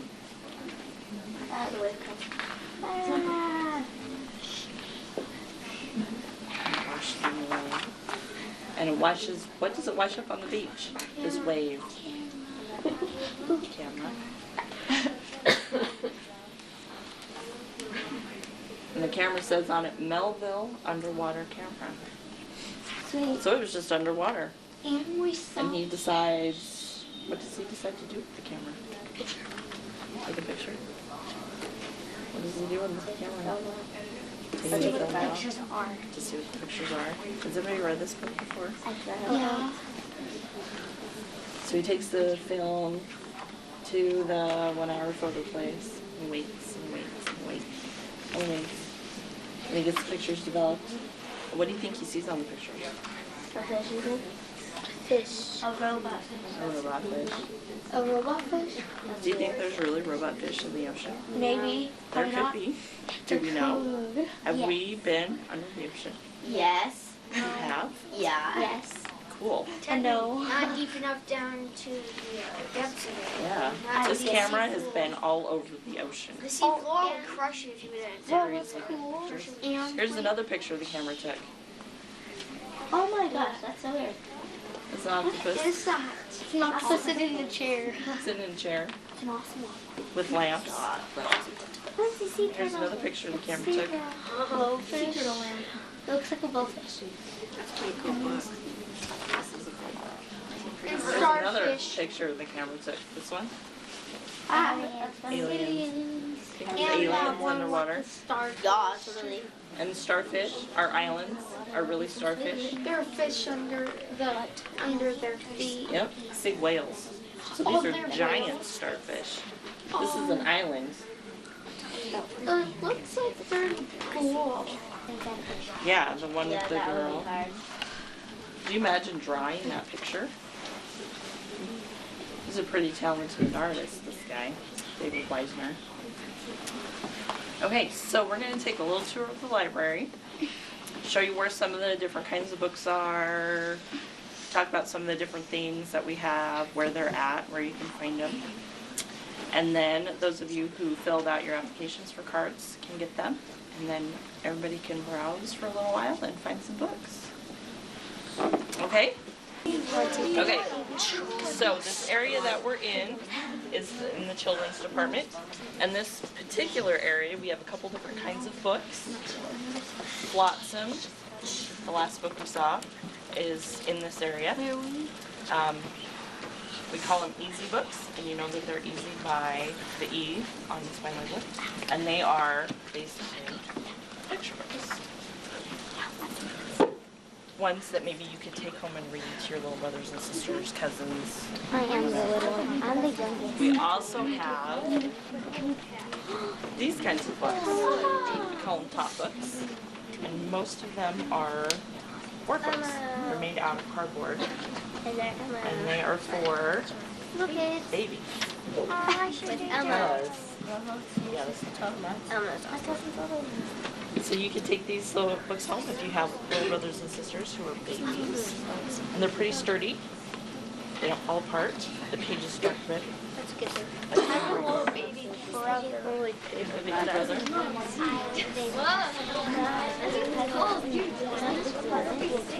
So here we have the children's reference desk.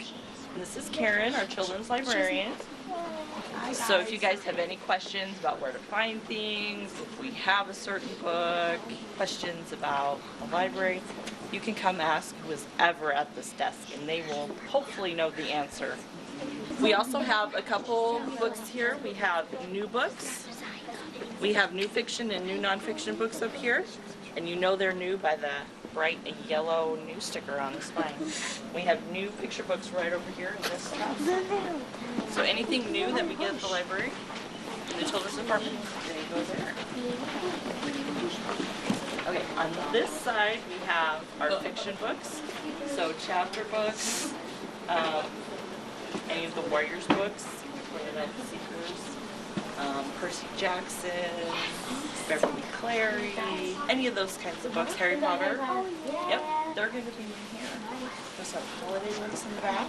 With Christmas coming up, you can find all kinds of Christmas books back there. On this side, we have our reference books. So we have our encyclopedias and different kinds of books that you can use for research projects, school assignments, whatever. We also have Oh, and really cool books like Guinness books. But you cannot check the reference books out. They're only books you can use at the library. So these, you know, you can't check them out because it says. But we do have ones you can check out. Although they're probably all checked out right now. The young adult room. We have all of our young adult materials in here. There's comics in here. There's reference books in here. There's fiction books in here. We have computers in here.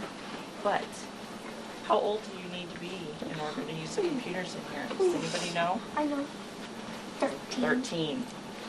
And how old? What about 10? No. You have to be 13, between the ages of 13 and 18 to use the computers in there. Nope. And to hang out in there and play games. We have games and stuff in there. What if you're older than 18? You can't use the computers. Can you check out books in You there? can check out books in there. Okay. Yep. Okay, good. You can go in there, you can look for books, You can't check. whatever, but you can't use the computers. No, why can't you not go in there if you're You can go in there. And if you're like 20, you can't use the You can't use the computers because they're for teenagers. We have another computer lab for adults. Where's that at? Yeah. So as long as you're 18, 13 to 18, use the computers. Okay, on this side, see these ensigns that have the numbers on them? These are all of our non-fiction books. You guys know what non-fiction means? What does it mean? Means like something that happens. Yep, something that happens. So books about sports, we have books about people, we have books about history, we have books about different things, and they're all in here. So how many of you guys have used a red box? No, can I use it now? No? Oh, You I used them have. outside the grocery store Yeah, or whatever. for a movie. To rent a movie. So this is where a lot of our movies are. So if you guys have used a red box, it works pretty similar. There are a couple computers in there that you use to look up our movies, and you place them on, you reserve them, and then you come here to check them out. Can we get movies? It's up to your teacher. Okay. Probably not. But you have to ask your teacher. Wait, do you have a card? What happens if your parents Are your parents here? Yeah, my mom. Your mom's here? You have to ask your mom. Okay, couple last things. These computers right behind you are our checkout stations. We've got 3 here, and we've got 1 at the end of our computers over here in the children's area. So, when you're ready to check out something, you come here and check out your books. And if you have any questions, like say you owe 50 cents and you want to pay it, this desk right behind here, girl in the red sweater, that's where you'll go to pay your fines. We've got 4 computers right here that if you want to know if we have something or where it's at, you come to these computers to look them up. It's the best place to do it. But if you don't know, we can ask the librarian and reference desk, that's fine. We also have 2 computers here that we're not going to get on today that you can come in and play games or use the internet up here. So that's what these computers, these 4 computers on the end are for looking at books and movies, okay? Art from the Christmas period, all kinds of art. But some original from